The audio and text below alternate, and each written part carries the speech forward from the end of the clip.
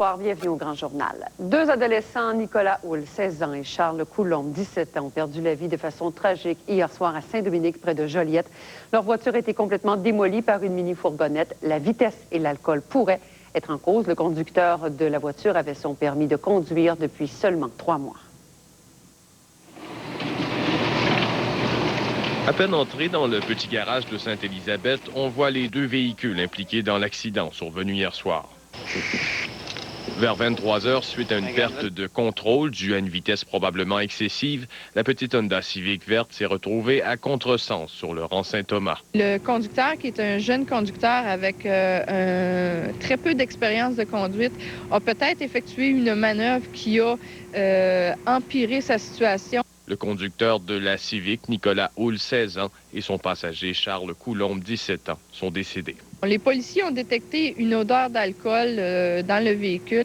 La tragédie est déjà très difficile à subir pour les familles. Et comme pour ajouter, le père a découvert ici son fils sans vie, alors qu'il s'adonnait à passer sur les lieux du drame. À Sainte-Élisabeth, tout le monde se connaît et tout le monde est ébranlé. Quand nous avons rencontré l'oncle d'une des victimes venu voir le véhicule ravagé, il était carrément incapable de nous parler. C'est quelque chose qui vous bouleverse, évidemment?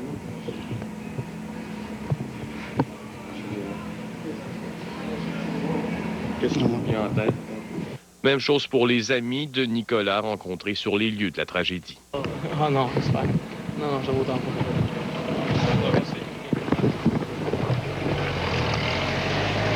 À Saint-Norbert, lieu de résidence de Charles Coulombe, nous avons dû apprendre à son ami que Charles était mort. On était là, puis on t'aimait super gros, puis on a ri bien gros ensemble. Puis j'espère que ça va être les bons souvenirs que je vais garder de toi. Près du garage, les membres de la famille se rassemblent et s'étonnent de la violence inouïe de la collision. On voit même toute la forme du pare-choc puis tout ça. Ça vous surprend pas de voir ça? Non. C'est des jeunes de 17 ans, tu sais. Je veux dire, des jeunes, ça fait toujours encore plus mal. Quelles que soient les causes de cet accident atroce, il vient de coûter la vie à 2 adolescents et les gens du village vont s'en rappeler longtemps. 2 personnes aux abords du lac des Bexy, dont une jeune fille de 13 ans. Le chien qui n'était pas attaché s'en est également pris à l'employé de la fourrière avant d'être abattu par les policiers. C'est un chien semblable à celui-ci qui a attaqué les 2 résidents du paisible lac des Bexy, tout près de Saint-Sauveur. Cette race de chien est reconnue pour sa douceur envers les enfants et sa méfiance envers les étrangers. Cette fois, les étrangers sont passés un peu trop près de chez lui. Le chien a réussi à se détacher d'une corde qui était attachée derrière la maison. Puis il y a 2 jeunes filles qui sont remontées du lac. Puis le chien est arrivé puis il a voulu les attaquer. Puis il a eu la réaction de se coller contre la clôture, puis il en a mordu une dans le dos. Au moment où l'événement se passe, il y a une adulte qui est une voisine qui a voulu aller aider la jeune fille à se sauver de cette agression d'animal et qui elle-même a été mordue au poignet. Après, ils ont appelé la SPCA.